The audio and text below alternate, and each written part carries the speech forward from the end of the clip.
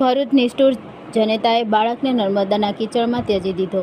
સમગ્ર વિસ્તારમાં ફિટકાર માનવતા શર્મસાર. અંકલેશ્વર અને ભરૂચને જોડતા નર્મદા મૈયા બ્રિજ નીચેથી એક નવજાત શિશુનો મૃતદેહ મળી આવતા સમગ્ર વિસ્તારમાં ભારે ચકચાર મચી ગઈ છે.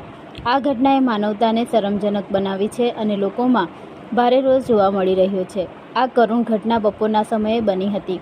સ્થાનિક લોકોએ નર્મદા મૈયા બ્રિજ નીચેના કાદવ અને કીચડમાં એક નવજાત બાળકનો મૃતદેહ તરતો જોયો હતો.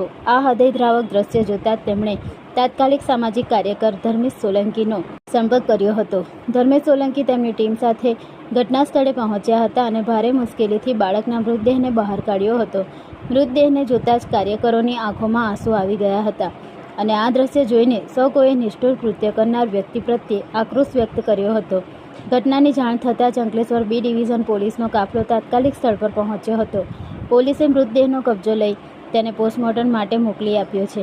પોલીસે પ્રાથમિક તપાસ હાથ ધરી છે અને એ દિશામાં તપાસ કરી રહી છે કે નવજાતને બ્રિજ પરથી ફેંકી દેવામાં આવ્યો હતો કે પછી નદીના કિનારે ત્યજી દેવામાં આવ્યો હતો. આ નિષ્ઠુર કૃત્ય કરનાર જનતા અથવા અન્ય કોઈ વ્યક્તિને શોધી કાઢવા માટે પોલીસ દ્વારા આસપાસના વિસ્તારોના સીસીટીવી ફૂટેજ પણ તપાસવામાં આવી રહ્યા છે. આ ઘટનાથી સમગ્ર વિસ્તારમાં શોક અને આઘાતની લાગણી ફેલાઈ છે. સ્થાનિક લોકોએ આવા ક્રૂર કૃત્યની સખત નિંદા કરી છે અને આરોપી સામે કડક કાર્યવાહીની માંગ કરી છે.